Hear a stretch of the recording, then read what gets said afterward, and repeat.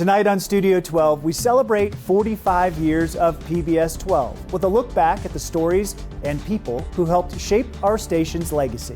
Also, we hear about the tough policy decisions and major planning efforts our state and city leaders are facing in this week's CIO with Kyle Dyer. Plus, a look at how Generation Wild is helping families connect with nature and a special performance from Denver's own Jess Parsons. All of that and more right now on Studio 12. From the Five Points Media Center in the heart of Denver, Colorado, this is Studio 12. Hello and thanks for joining us on Studio 12. I'm Ryan Harrer. For nearly 3 decades, Dominic Dezzutti has helped shape the voice of PBS 12, both behind the scenes and in front of the camera. From starting as a volunteer to hosting and producing Colorado Inside Out, Dominic has worn many hats during his career at the station. As we celebrate our 45th anniversary this year at PBS 12, we sat down with Dominic as he reflects on the stories, the people, and the experiences that made his time here so unforgettable. So I had grown up watching an embarrassing amount of TV, but never knew I could do anything about it professionally. So when I graduated from college, I had a business degree in marketing and management, so I go do marketing and management. Well, I didn't find the exact right marketing job, and I had 2 jobs out of college that just were not for me, just were really frustrating. And I had gotten to a point at my second job, after a particularly sour meeting, I said, I'm going to do something about TV. We're talking about the 1996, so I pulled out a phone book, which probably for some of your viewers, I'll have to explain what that is, but pulled out a phone book to call every TV station in the entire town to say, would they take on a volunteer? The last number I called was PBS 12, and gratefully it was right before their March pledge drive. And their volunteer coordinator said, well, I don't have an internship, but we would take volunteers for our pledge drive. And I said, I'll take anything. So I came in to answer the phones in the March pledge drive for 1996. And as I got here, and as people know, you answer the phones for the little break in between the shows. But when you're live, doing live breaks back then, you would have time in between to talk to the crew, because all the crew were volunteers. And as we were taking a break and I was talking about, boy, I'd really love to get an internship, the floor director at that time, Susie Aikman, a longtime legend here at PBS 12, said, well, you know we take volunteers on the crew, don't you? I was like, no, I've been here a whole day, no. So she walked me back to the control room where the volunteer sign-up chart was, and I signed up for every shift I possibly could. I didn't know a zoom handle from a focus knob, so I knew nothing about television, but they took me in. PBS 12 has always had a spirit of bringing in folks and learning from there. The very last shift live of that Sunday night, I was doing graphics, which that was right in front of the director in the control room. And I was talking to the engineer who was sitting next to me about I want to get an internship.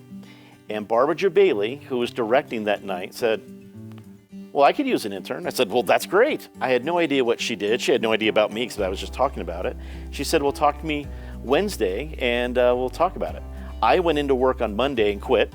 Said I'm going to get an internship working for free at PBS 12 to pay the bills. I waited tables, moved back in with my parents 2 years after graduating college. They were so proud.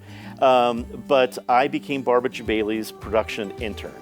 Now, Barbara J. Bailey created a variety of award-winning documentaries in the late 80s and early 90s. But she also created, along with the GM at that time, Ted Critchell's, Colorado Inside Out. So my very first job here at PBS 12 was an intern on Colorado Inside Out, and I loved it. And I was a part of that program till my last day here at PBS 12. I eventually worked my way up leading that department, and really just a fantastic, productive, wonderful team in production. They did the heavy lifting, I did more paperwork. Over the years, I began to oversee programming, content, eventually as station manager with development, marketing, and fundraising. And it's really, I think, the theme here at PBS 12 now and has been for 45 years is you wear a lot of hats, but you wear them with pride and you wear them with happiness because you get to work with some amazing people.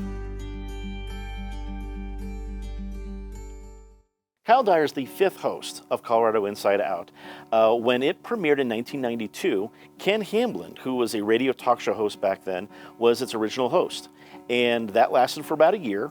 The original 4 top, that wasn't always rotating, but it began to, always included our friend Patty Calhoun. So she's been on from the very first episode till now. As Peter Boyles, the next host and the longest running host of Colorado Inside Out, would always call her accurately, she is the heart and soul of Colorado Inside Out. Peter hosted the show until 2007, and that's when Raj Chauhan from CBS Colorado did a wonderful job.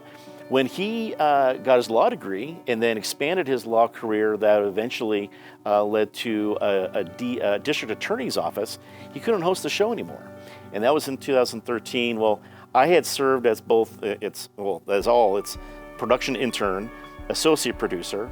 When Barbara Jabali retired in 2000, I took over as executive producer, and then I took over as host in 2013. I always told people the part of Colorado Inside Out that is the best part. What's your favorite episode? What's your favorite moment? It's the 5 minutes before the show starts that we can't record and we can't share with the audience for legal reasons. We've tried. It's when everyone comes in with what they've heard. So Patty and Eric and Penn and everybody else who's on that wonderful panel comes in and like, I just heard this, and can you believe that? Before the cameras turn on, to be a part of that, both when I was working on the crew, to hear it as a producer through the headset, and then to be as the host, just listening to these stories, that was always my very favorite moment. And it was from the beginning. They did that with Peter, they did it with Raj, they did it with me, I'm sure they do it with Kyle. It's also a program that it's not only near and dear to my heart, but I know it's near and dear to so many in the Colorado community. Now, here in the 45th anniversary of PBS12, Colorado Inside Out is in its 33rd season, the longest running public affairs show in Colorado history, the second longest running TV show of any kind in Colorado. Once it has its 42nd season, it will outlast Blinky. So Blinky's Fun Club, because it was started in Colorado Springs and in Denver, technically has the record for 41 years. Right behind it is Colorado Inside Out. It's always been civil. It's always had a little bit of a tongue-in-cheek attitude. And it's always stayed on what matters to Coloradans. And that started from the very beginning of how it was created by Barbara Jabali, and proud to know that I was a small part of its legacy, and that it continues today with Kyle and her panel is really a treat to see, but I think also a statement to its impact in Colorado. People are still drawn to the program because you don't get that kind of analysis that is both bipartisan, it is significant, and it's relevant. That's hard to find, and I'm proud to see that it continues today with a great host and a great panel.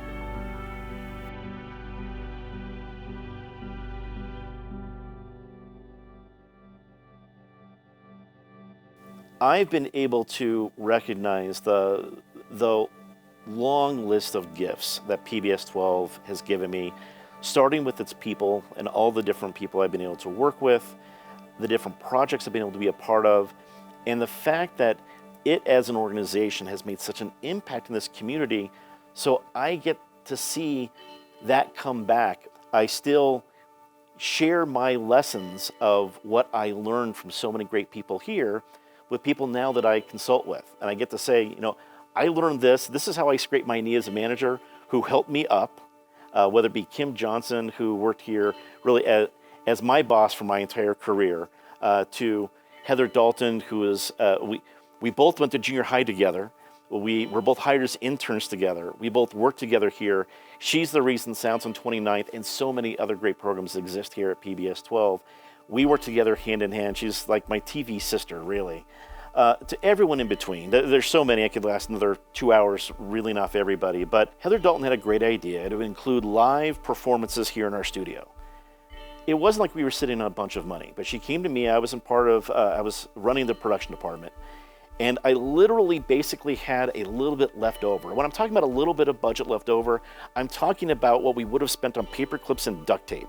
She turned that little bit of budget into 13 magical episodes. And it was not only her amazing talent, but her leadership of the team, that everybody was psyched to do whatever they could to make that particular show great.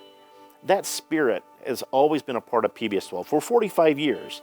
It is that spirit to deliver something special to Coloradans and doing everything in your power to make it happen, regardless of budget, because once you could prove it, that it made an impact, the support would come. and it did.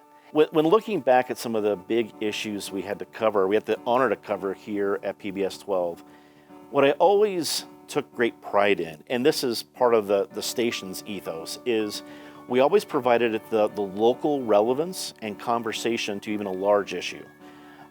Clearly 9/11 will stand in history as one of the pivotal moments in the world. But when it came to Colorado's point of view, so much focus was on a national, global perspective. We knew conversations were happening locally. We hosted episodes of Colorado Inside Out live, including members of both the Jewish and Islam communities, imams and rabbis, talking about what it meant, of what religious stances really meant. There was a much deeper conversation to be had, and to host local people, local really ambassadors of our community, to talk about those larger national global issues here in our studio was a great honor. It was also a great honor to be part of the full international coverage of the Democratic National Convention in 2008. We worked with our partners at CBS Colorado, and for the first time for us, this was a big deal. News stations do this every day, hundreds of times, but for us to go have crews to shoot a story that day, bring it back, edit it, and put it on that night was a big deal. That's not how PBS12 has ever been built, and certainly wasn't built in 2008. Being a part of that and knowing that we are providing a different local angle, really what PBS12 has done for 45 years, was not only an honor, but a privilege, and something I take great pride in. It included everybody that was, we brought back Barbara Jabali out of retirement, Heather Dalton led a crew, we had all of our editors doing things, it took an all hands on deck plus some effort, but that was important for our community to see. It was different from all the national coverage, and was special both for Colorado and for us. During my era, a national issue came to PBS, and we took it on head on. Arthur, a beloved kids show, was one of the very first shows of its kind to include a program that, well, Arthur's friend has two mommies. And that, I want to say this is probably the late 90s, maybe 98, 99. That was a big issue. We think about it nowadays, you're like, you've got to be kidding me, but a lot has transpired in 45 years in PBS12's history. Not only did we air the program, we were front and center. There were PBS stations that said, no, we're not going to air it. We aired it. We aired it again in prime time. We did an episode of Colorado Inside Out live all about the episode. We brought in people to talk about it, to debate it, people on both sides. It wasn't just one side. We hosted and convened those conversations. So when there were issues like that, that was our cue to lean in, not to run and hide or to ignore. Gay rights and homosexuality programs, just talking about it, having the courage to talk about it, the issues that weren't being talked about. These were not only documentaries that PBS12 created for Colorado, but they also got them nationally distributed. And that was a big deal because those conversations weren't happening, and some of those stations in different parts of the country couldn't go create that programming.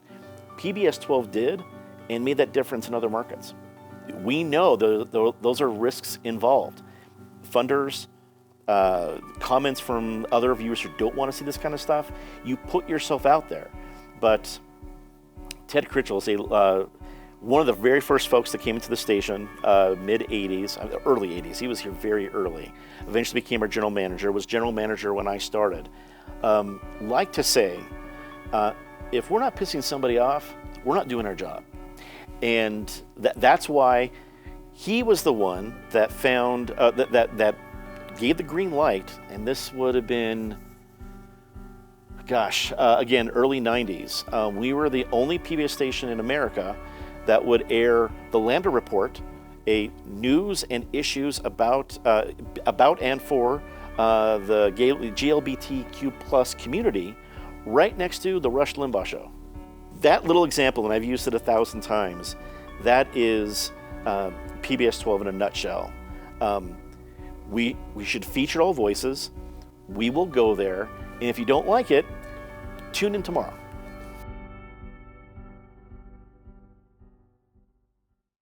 Our media environment has always been in a state of change. Really, you look past the last 45 years, PBS12. First of all, it was just a handful of local stations, and then cable came. Well, why would you want public media? Because now I have the Food Network.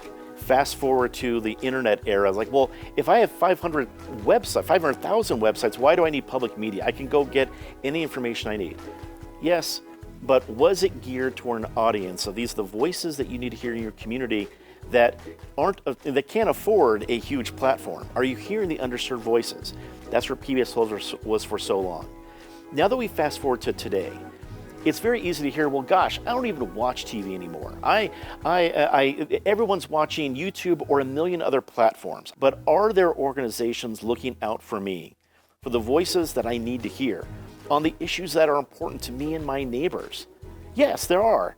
It's called PBS. There is still a desperate need for some organization to look out for our community, to provide those issues, to provide that analysis, to provide that platform for voices we will not hear.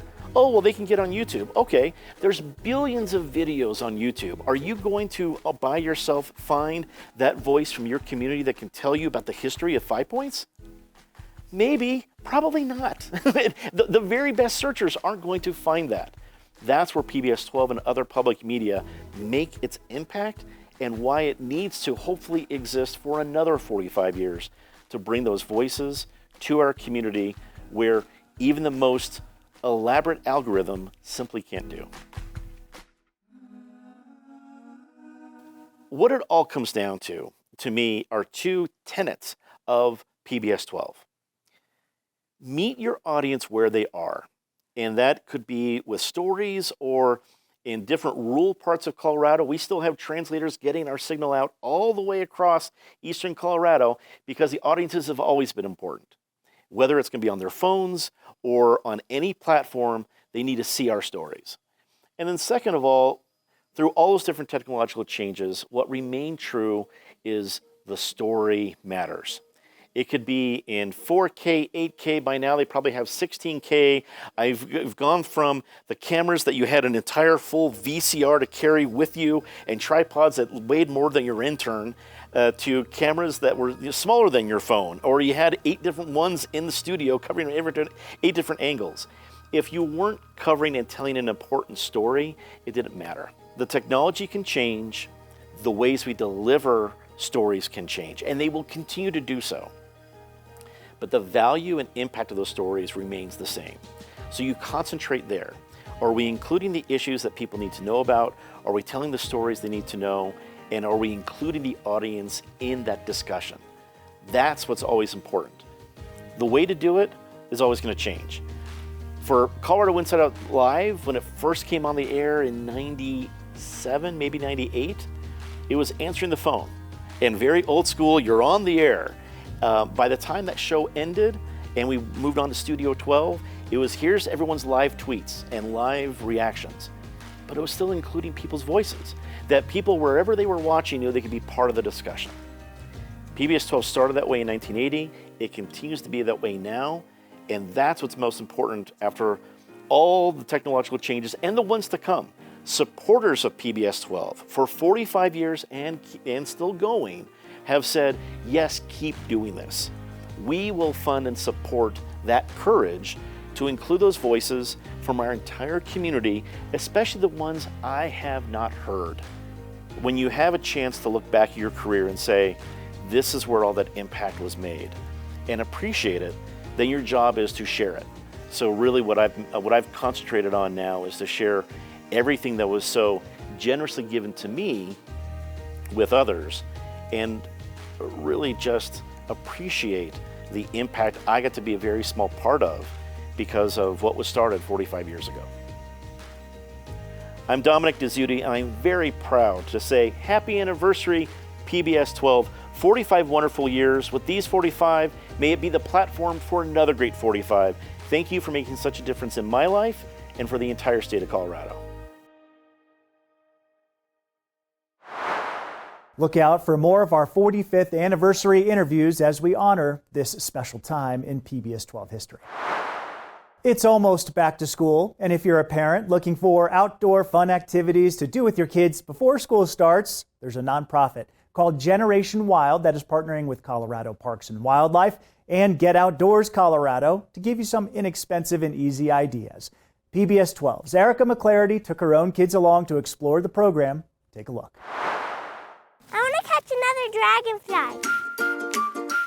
Generation Wild is a movement across the state of Colorado to get more kids and families outdoors. It was created by Great Outdoors Colorado, which is a foundation of the state that invests a portion of the lottery proceeds into outdoor recreation and conservation projects across the state. And then we also have our statewide communications social change campaign that is all about bringing easy tips for parents across the state of Colorado to get outdoors with their kids any time of year.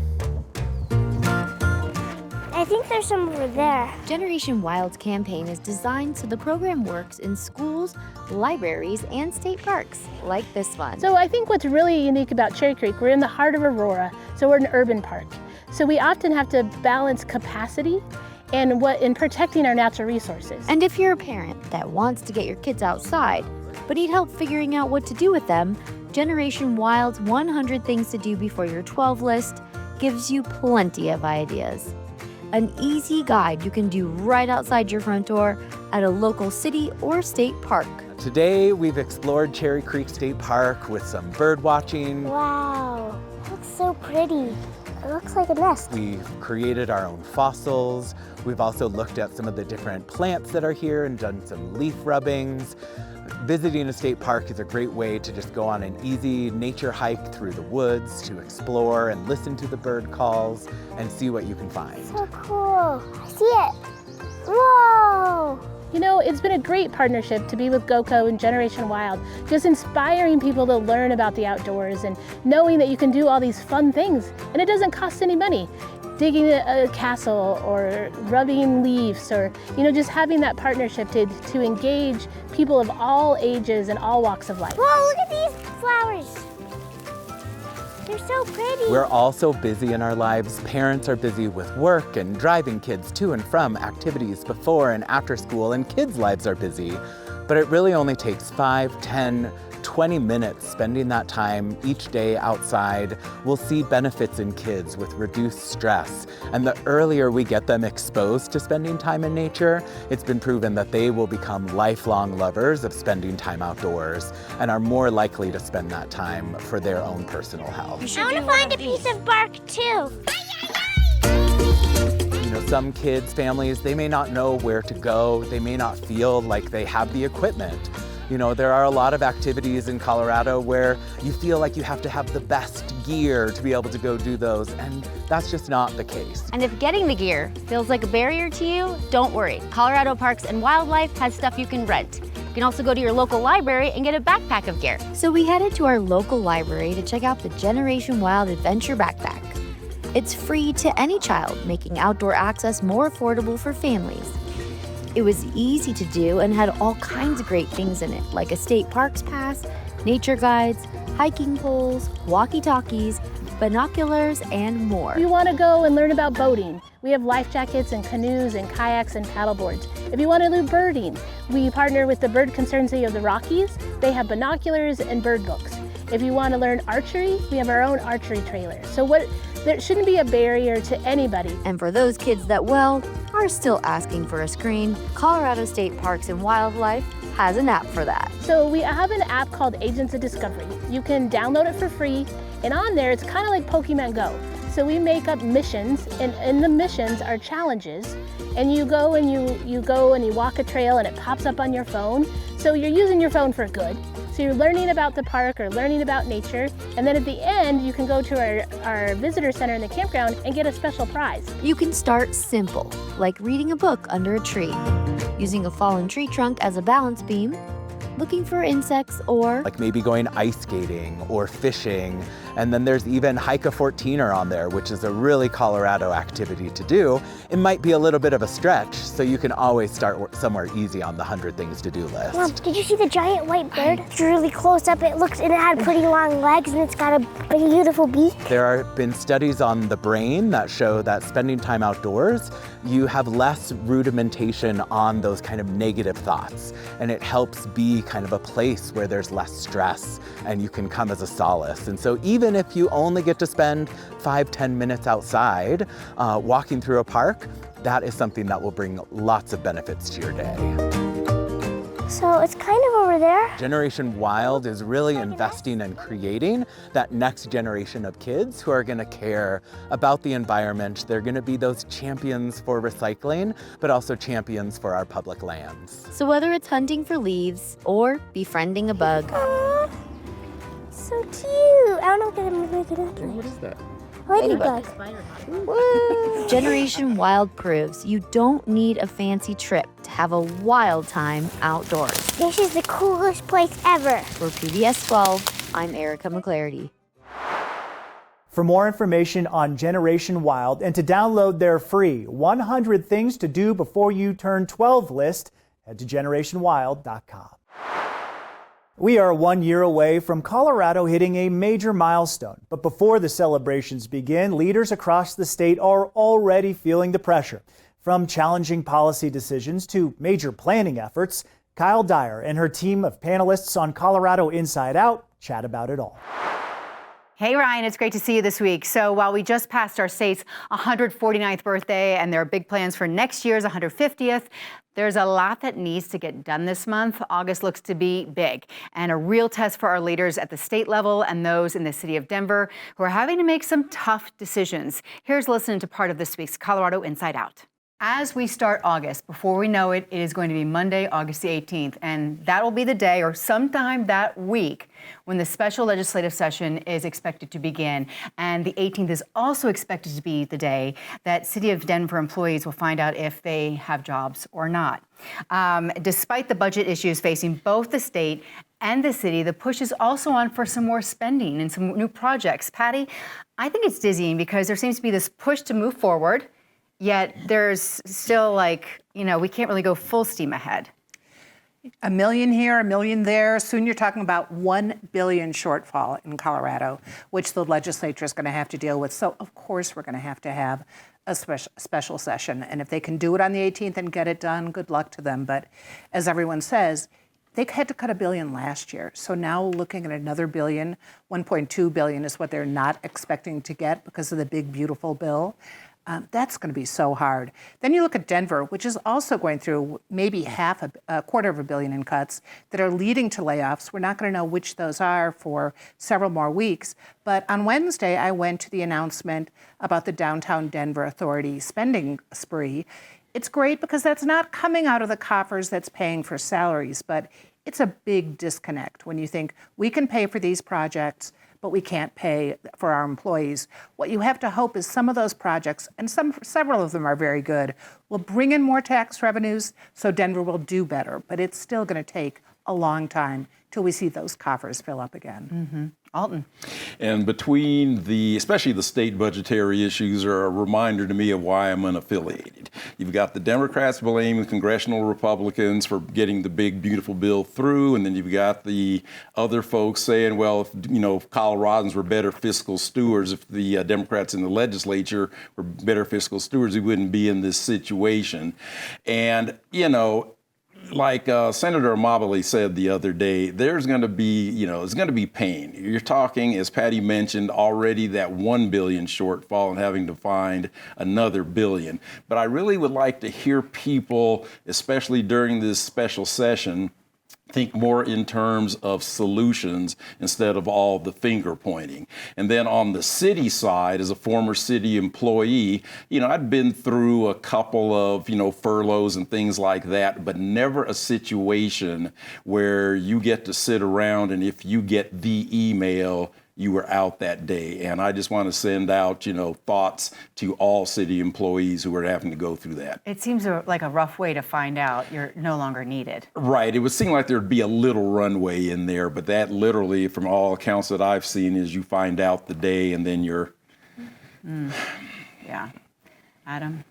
It does feel like budget woes all around. I mean, you look at the city, we're talking about potentially hundreds of positions being hit by these layoffs. We know the city already did about 9,000 employees with mandatory furloughs, saved them about $10 million, but we're talking about a $250 million budget hole. And I cannot imagine a world where they make that up simply through layoffs.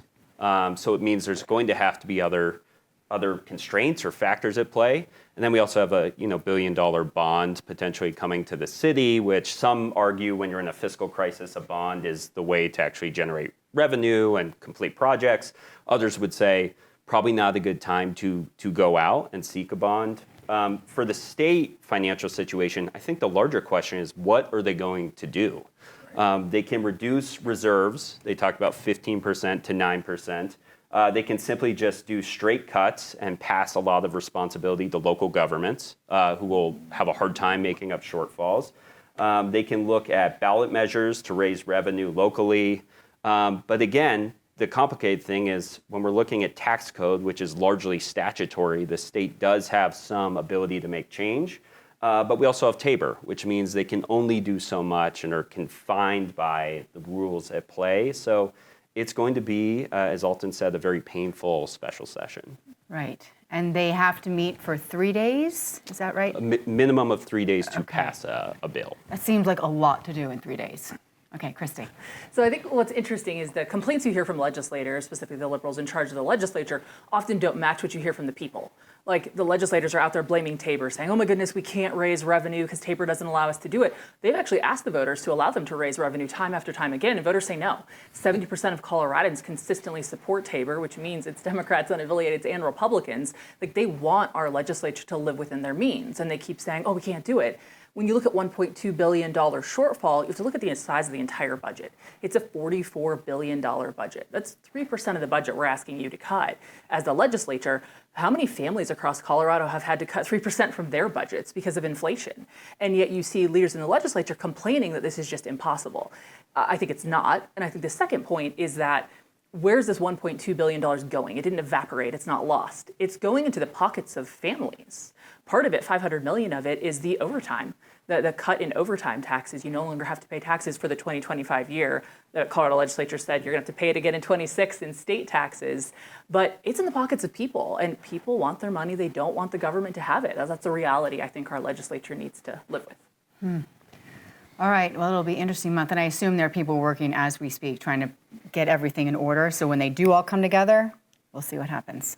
That is just one of the 4 topics we discussed on the latest Colorado Inside Out. You can watch the full show anytime at PBS12.org, on the PBS Passport app, or on our YouTube channel. And CIO is also a podcast and can be found on Spotify or Apple Podcasts. And we're already talking about what the stories will be discussed on next week's CIO. So tune in Friday at 8 here on PBS12. Next, we meet Colorado artist Sadie Young, a multimedia and crochet creator who's transformed the Denver Art Museum into a vibrant, emotional playground. Her latest exhibit, The Tangled Self, created with Spectra Art Space, invites visitors to literally step inside the mouth of monsters. Through color, texture, and fiber, Sadie explores why we sometimes see the negative parts of ourselves more clearly than the good. And at the heart of her art is a personal thread, a connection to her grandmother who taught her how to crochet for the very first time.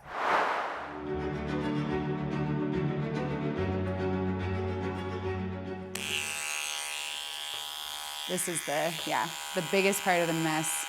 It's like hard not to smile when you're doing it. It's such a funny thing to do with yarn, and then I do the edges last. I always do the edges last. That is so cool. Yeah. Yeah, you tend to get fast at crocheting when it's all you do for 6 months. Yeah. Crocheting in and of itself it's like a puzzle, trying to figure out like how to make the exact shape. My name's Sadie Young. My grandma, Betty Young, she taught me how to crochet. I am Sadie Young's grandmother. Well, you crochet fast, Sadie. lot faster than me. Oh, yeah. I always tell people this little story. She was probably, 7 or 8 years old, or maybe younger. She wanted to learn how to crochet. I was like maybe 4, and she taught me how to do just like a simple like base chain. So I taught her how to chain. I don't know if a chain is just one stitch after the other, and it just makes a long rope. Taught me how to chain, and then I was convinced that I was gonna make the longest chain in the world and like break a record at like 4 years old. So she was going to break the record. So we lived in a 3-level with a basement house. I just like made chains nonstop up and down her 4-story house. So she made that chain long enough to go all the way all down the stairs and all over. Yeah, that was the start of it. That's how she started, and that was the only thing I taught her. The rest is on her. Right now it's just 1, 2, 3, 4, 5 over and over is the part that I'm at. Yep. At first she would do like crochet beanies, caps, and just little animals. She made me a little animal, and she made up the pattern. She just does it. I like the idea of making stuff that is accessible, like affordable. So then that just evolved into this. Well, we're inside of my new installation called The Tangled Self at the Denver Art Museum. It's giant, crazy, super colorful fiber art installation that represents our inner monsters as well as the positive aspects of ourselves. She just went way beyond any of my capabilities. I think it was 2021, I did my first really big yarn installation at Spectra Art Space. Spectra Art Space is a gallery and an immersive experience in Denver on South Broadway. One of the staff members at the art museum had actually visited Spectra, and it was not when that installation was up. They just kind of came and saw one of our immersives and then reached out to me and interviewed me just to kind of like, I don't know, kind of vibe check with me and like all that. And they kind of told me about all these like different opportunities that they had here for artists, and specifically told me about the pre-court area and how they wanted something that was interactive and immersive, and how much they loved the immersive at Spectra. And then they said I could do it. I was like trying to think of like different things to do, and then I was like, you need to follow your heart. You want to do fiber art. So it was kind of like the first time in 10 years where I did my art just for my art that wasn't a part of Spectra. Almost a year ago today is when I kind of like really started. We met in the space, and then it really took off from there, and I did the full plan and started crocheting. And I was so delighted that she asked me to make the little leaves for the vines. It was like an average of like 12 hours a day, I would say, of either crocheting or tufting. So pretty much nonstop. When I'm crocheting, it's not my hands or like my wrist, like most people think. It's my back and like my neck. It's like spinal stuff. I didn't realize like crocheting that much and like that often and consistently, like daily, what a toll it actually takes on your body. It's actually like a very physically, I don't know if demanding is the right word, but yeah, I went through some like chronic pain just because of like sitting and like just the position that I was in. So I think that was like the hardest part, was just getting through the pain and figuring out how to sit. I actually bought like 4 new chairs during this project to try and figure out like the best way to sit, because I wasn't used to sitting that much, especially when I was like working Spectra. It would be like 2-3 days in the studio if I was lucky, and then I'm standing all day at Spectra. When I first started college, I was a psych major, so I did 3 years of psychology in college before I switched to art. That is really what inspired the concept behind this, and then personal experience too. I crochet monsters because there's a lot of freedom in crocheting a monster, because it doesn't have to look like anything specifically, and it's fun and it can be silly, and it's a silly way to represent something that can be dark. Like, they're named after what I was dealing with at the time in a way. So like when I was making Defeated the Dragon, I think there was like, I can't remember exactly, but I remember feeling defeated and then being like, okay, I'm gonna make a dragon. But I just remember feeling that feeling, and it's like a very human thing to like feel these feelings, and you're not alone if you feel them. It helped me like deal with it so much, just like making it, and I was like, oh, that wasn't so bad. I'm not defeated. I'm resilient. I can make it through this, you know? A lot of them were kind of like what I was dealing with at the time that I was making them. and that's where their names came from. My group from where I live all went, and they were just all amazed. When I build immersive experiences, whether it's this one or the ones at Spectra, I really want them to be accessible and I really want them to be inclusive. I don't build these things for adults, for kids, for rich people or middle class or poor people, or like, I don't build them for specific people. I build them so that they can be interacted with or enjoyed by everybody. Her tangled self is very, it's just good. It makes people think. But in high school, I had this mindset that art wasn't like what you go to school for. I'm selling my art for a living, I'm doing pop-up art shows, like I'm literally doing this, why wouldn't I go to school for it? So I think the signs were always there, but I think it took me taking that studio art class and that art history class to realize like, oh, dude, you're doing this, like, and this is everything that you love in school. Art history is psychology, sociology, anatomy, theology. It's like all these things, and history. I loved all of it, and philosophy. It's like all in one. This is what you want to do. You're already doing it. She's my idol.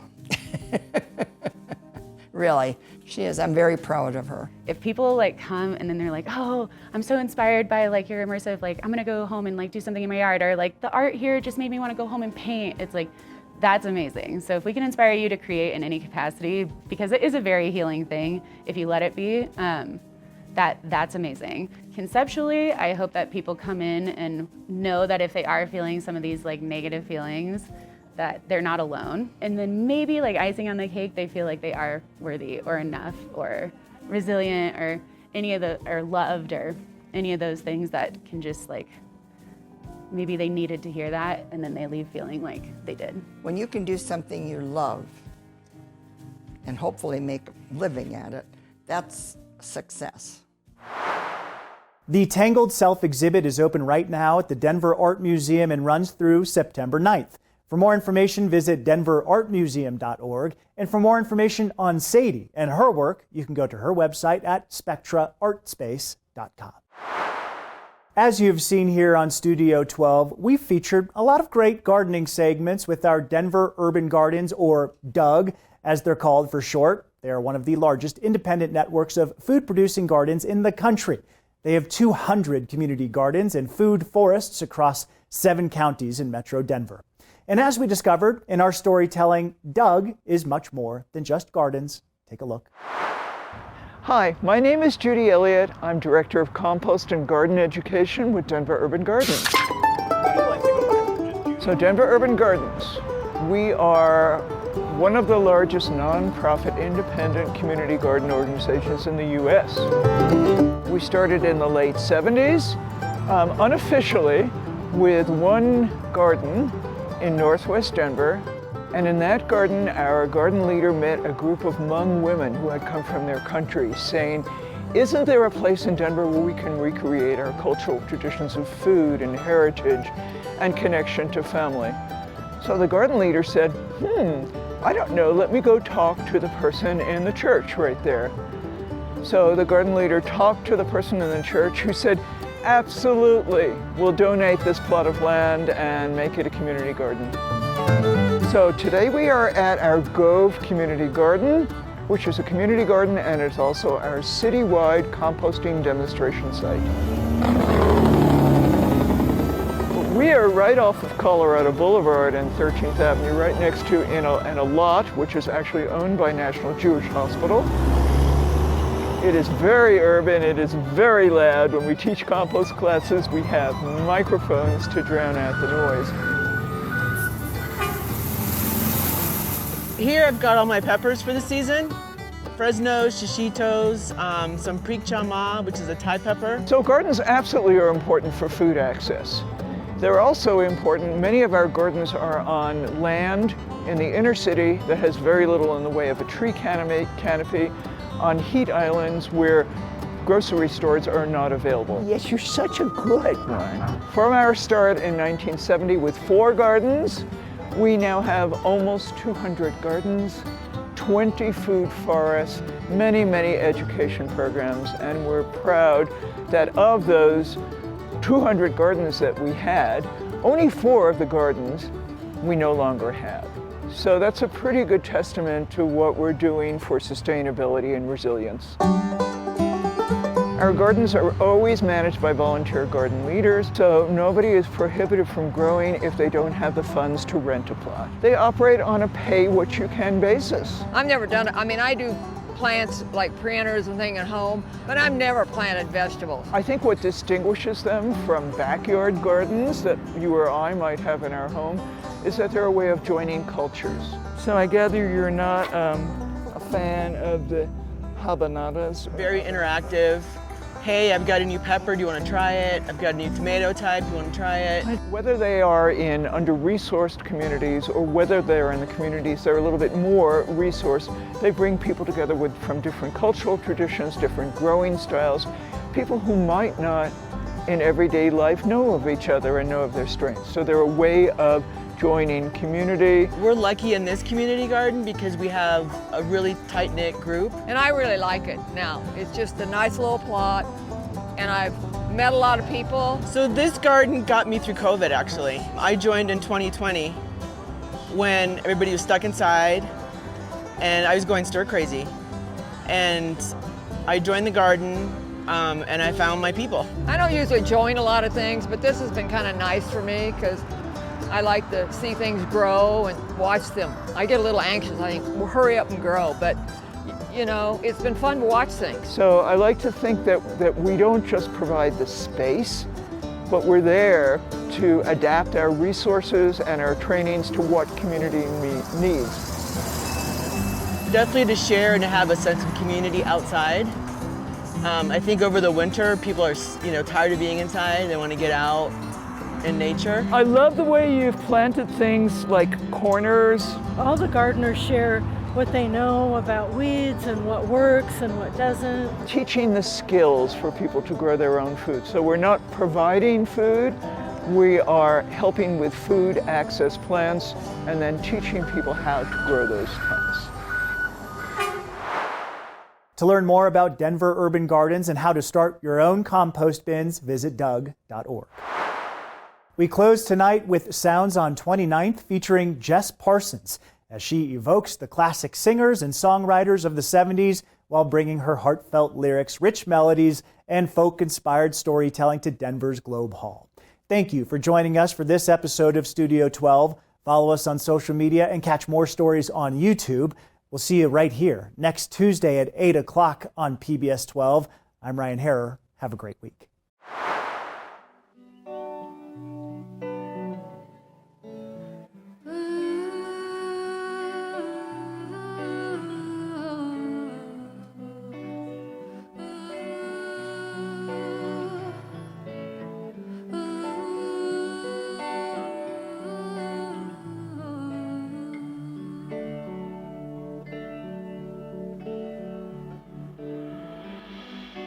Don't you know I've waited a long time? Watch it all just fall by the wayside. Don't you know I've waited a long time for this?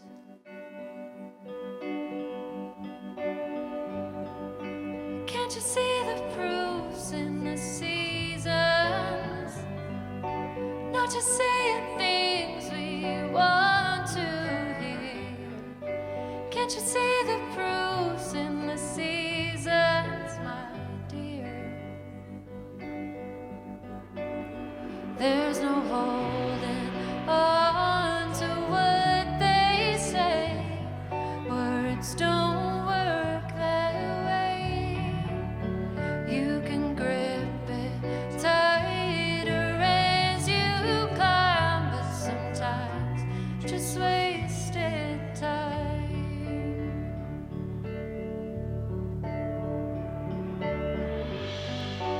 Don't you know the truth is a landslide?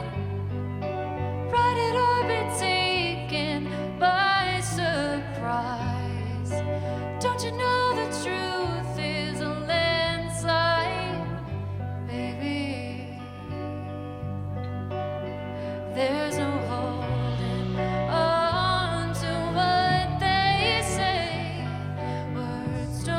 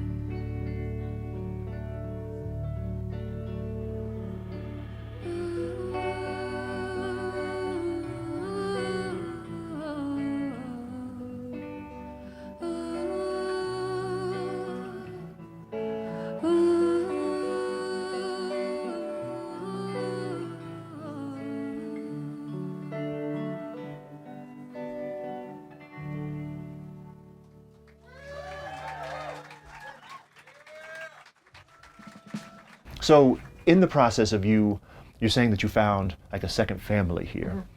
What kind of venues would have been then like your second home? Like what were the places that you really connected with? Yeah, I feel like, in a few of the projects that I've played in, like especially Blue, we spent, in my solo stuff too, it's like a ton of time at the High Dive, like so much time. And then at Syntax isn't around anymore, but Jonathan always did such a beautiful job. He had Meadowlark first, and way back in the day I used to go to open mics there. And then, years later when he had Syntax, he would just book you whenever you needed a show. It was like, and took such good care of you and helped you promote it. And it was, always such a great experience. Also, like, what place would you go to? Did you have any special connections with going and seeing shows at places? Were there any venues that were special in that regard, or like where you hang out? High Dive for years when this is throwing it way back, but like when Ben used to book it there, he brought in some like killer indie, like people that like you would just go and, it was the kind of place where you would like actually check the calendar for like who's like, even if you didn't know them, you would like look and just go check things out. And it was, I feel like some amazing shows I saw there back when I was a very young musician, very malleable. And it was cool. Do you think that played a big role in you feeling like as far as your artistic development, being able to have something like that? Yeah, I grew up in a really, really small town, so I didn't see really, live music consisted of church, and that was it. And so as soon as I got here, I just like couldn't get enough of it. I just felt like I had to take in as much as possible. You were just a sponge. I was. I like needed to see it. Wait, so which town was that? It's Liberal, Kansas, is like the southwest corner of Kansas. I grew up there. My family, most of them are still there. How big is it? Oh, like 15,000. It's not tiny, but yeah, it's in the middle of nowhere. It is the thing. It's not like close to anything else. It's like out there. All of my demons are falling away in the light. So I'm picking up pieces of a life that I left fall behind. In running from myself, it seems like I traveled so far. But running of circles, and you seem to forget where you are.